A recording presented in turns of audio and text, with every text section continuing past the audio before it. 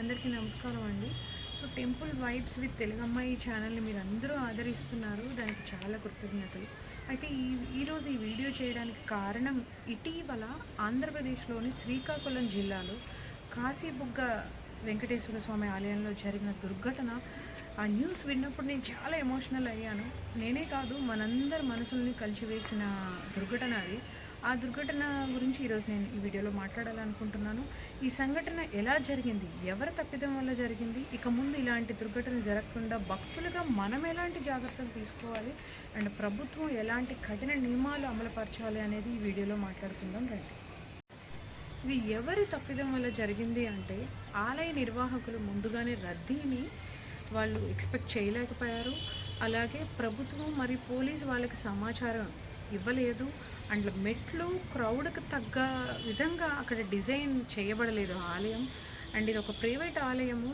ఆలయం కెపాసిటీ చూస్తే ఇది ఓన్లీ 2000 నుంచి 3000 మంది భక్తులు కెపాసిటీ మాత్రమే ఉన్న ఆలయం.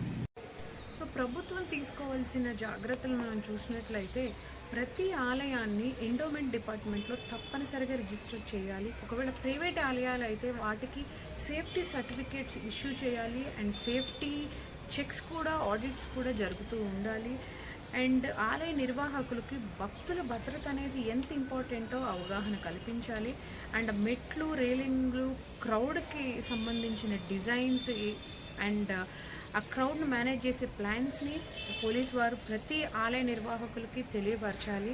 అండ్ పెద్ద ఉత్సవాలు జరుగుతున్నప్పుడు సేఫ్టీ సర్టిఫికేట్ లేకుండా ఆ ఉత్సవాల్ని అనుమతించకూడదు. ప్రతి జిల్లాలో టెంపుల్ సేఫ్టీ కమిటీస్ ఏర్పాటు చేయాలి. అలాగే కొత్తగా నిర్మించే ఆలయాలకు safety and fire safety audits, checks అనేవి జరుగుతూ ఉండాలి. అండ్ పోలీసులకి సమాచారం ఇవ్వాలి ఎలాంటి పెద్ద ఉత్సవాలని జరుపుతున్నప్పుడు. భక్తులుగా మనం తీసుకోవాల్సిన జాగ్రత్తలు చూసినట్లయితే, రద్దీగా ఉన్న ఆలయాలలో, పుణ్యక్షేత్రాల్లో తోసుకోకండి. అండ్ అలాగే పుష్ చేయకండి.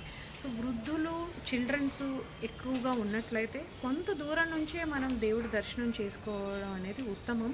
అండ్ మెట్లు, రేలింగ్ మీద ఎక్కువ నిలబడకండి. వాటి మీద వంగి వాలి చూడడం అనేది చేయకండి. అలాగే ఎటువంటి టెంపుల్లో కూడా ఒక కమిటీ మీకు ప్రాపర్గా క్యూని, క్రౌడ్ని ప్లాన్ చేయలేకపోతున్నారని మీకు అనిపించినప్పుడు, మన డిజిటల్ వరల్డ్లోనే ఉన్నాం, మనందరి దగ్గర మొబైల్స్ ఉంటాయి. మీరు నియర్ బై పోలీస్ స్టేషన్ పోలీసులకి సమాచారాన్ని ఇవ్వండి. సో తద్వారా మనం ఇలాంటి దుర్ఘటనలు కూడా జరగకుండా చూసుకోవచ్చు. అలాగే తోటి భక్తునికి సహాయం చేయడం అనేది కూడా ఒక భక్తి మార్గం, అది మర్చిపోవద్దు. భక్తి అంటే అది ఒక అంధవిశ్వాసం కాదు, అది ఒక శ్రద్ధ మరియు క్రమశిక్షణ.